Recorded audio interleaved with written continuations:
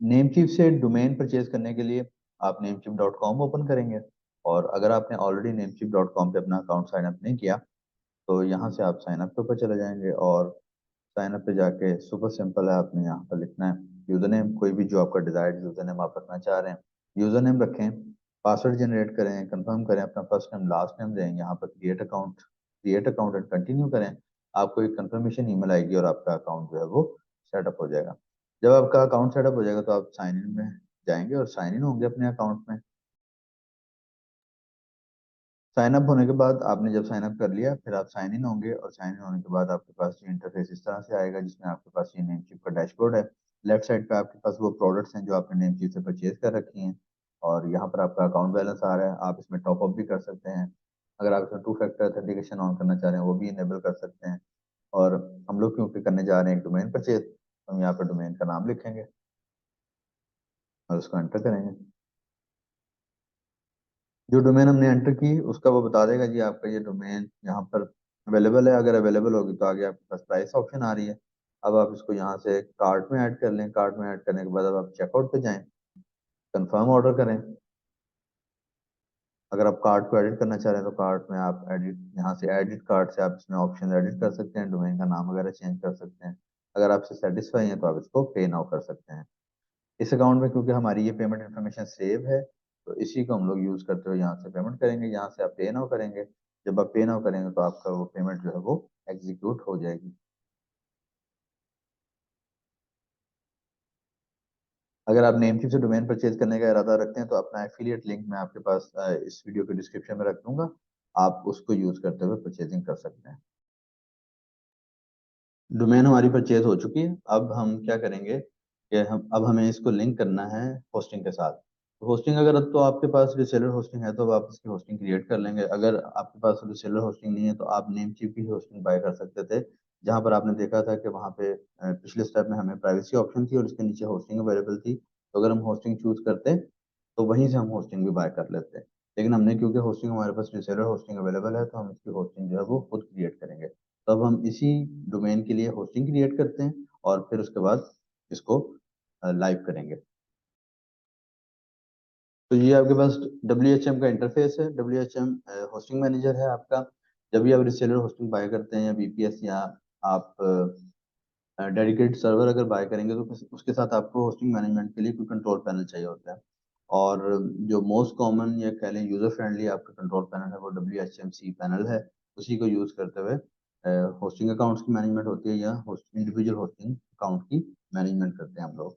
तो इसमें हम लॉगिन होने के बाद अब हमने जिस डोमेन को क्रिएट किया था, बाय किया था, उसी का हम यहाँ पे अकाउंट क्रिएट करेंगे।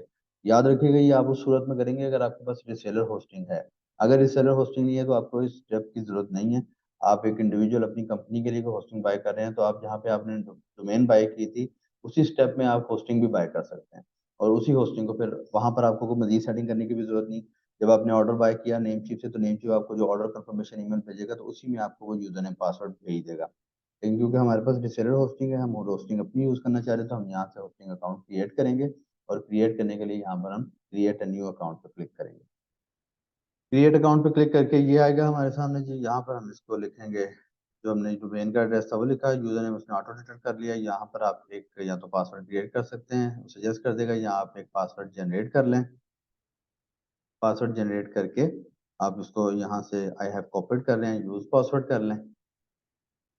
जो पासवर्ड वाला आपका बॉक्स है वो यहाँ पर हम लोगों ने हाइड किया हुआ है, ये ब्लर आपको नजर आ रहा हो जनरेट पासवर्ड के ऊपर। हम उसी पासवर्ड को यूज करेंगे, यूज पासवर्ड किया। और यहाँ पर आपको ईमेल एड्रेस अगर आपके पास अवेलेबल है तो आप वो ईमेल एड्रेस मेंशन कर दें। उसके बाद आपको यहाँ पे पैकेज सेलेक्ट करना होता है, हम यहाँ पे इसका एक पैकेज सेलेक्ट कर लेंगे। बाकी सारी ऑप्शन जो है वो आपकी डिफॉल्ट होंगी। और यहाँ से अब आप इस अकाउंट को क्रिएट करेंगे तो आपका होस्टिंग अकाउंट क्रिएट हो जाएगा। तो ये हमारा होस्टिंग अकाउंट जो है वो क्रिएट हो चुका है और यहाँ पे नीचे आपको ये यूजर नेम और पासवर्ड बताएगा उसका। उसी यूजर नेम पासवर्ड को यूज करते हुए आप इसमें सी पैनल में लॉगिन हो सकते हैं या फाइलजिला में लॉगिन होकर इसके इस पर अपने कोई भी अगर आप इंस्टॉलेशन करना चाहें, वर्डप्रेस करना चाहें या वट कुछ भी करना चाहें तो आप इस पे कर सकते हैं। पोस्टिंग क्रिएट कर ली हम लोगों ने। उसके बाद हमारा नेक्स्ट स्टेप ये होगा कि हम यहाँ पर आएंगे अगेन नेमचीफ के डैशबोर्ड में। डैशबोर्ड में आकर यहाँ पर लेफ्ट साइड में आपके पास प्रोडक्ट्स आ रही हैं, इसमें आपके पास डोमेन लिस्ट होगी। और उन डोमेन लिस्ट में हमारे पास यहाँ पे ऑप्शन होगी जो डोमेन हमने अभी बाय की है। इसको आप यहाँ पे ये मैनेज के बटन के ऊपर क्लिक करेंगे, यहाँ से अब आप इसकी मैनेजमेंट कर सकते हैं। तो आपको जैसे मैंने पहले बताया था, सर्वर को ये बताना है हमने कि हमने जो होस्टिंग अकाउंट क्रिएट किया है, जब भी ये डोमेन ओपन होगी, जब भी ये डोमेन क्लिक होगी, तो वो उस होस्टिंग पे जाके वहां से डाटा को शो करेगा। उसके लिए आपको नेम सर्वर जो है ना वो इसमें एंटर करने होंगे। नेम सर्वर एंटर करने के लिए यहाँ पर जब आपने डोमेन के ऊपर मैनेज के ऊपर क्लिक किया तो यहाँ पर आ गया एडवांस डीएनएस। ये आपका वेरी करता है, आपका hosting company to company vary करता है। नेम चिप का आपके सामने इस तरह से आएगा। हम अगर जब गोडैडी का करेंगे तो गोडैडी का भी आपको करके दिखा देंगे, वो आपका थोड़ा सा डिफरेंट होगा। तो यहाँ से इसको थोड़ा सा स्क्रॉल डाउन करेंगे और स्क्रॉल डाउन करके आपके पास सेटिंग अवेलेबल होगी नेम सर्वर की। और वहाँ पर अगर तो आपने नेम चीप से ही होस्टिंग परचेज कर रखी है तो आप स्टैंडर्ड नेम सर्वर यूज़ करेंगे तो आपके वही ऑटोमेटिकली पिक हो जाएंगे। लेकिन अगर आपने किसी और कंपनी की होस्टिंग यूज़ की है तो वो होस्टिंग कंपनी आपको नेम सर्वर बताएगी। आप वो नेम सर्वर यहाँ पे एंटर करेंगे तो आपकी डोमेन जो है वो कनेक्ट होगी और उसको डोमेन को ऑटोमेटिकली कुछ घंटों के बाद चल जाना चाहिए।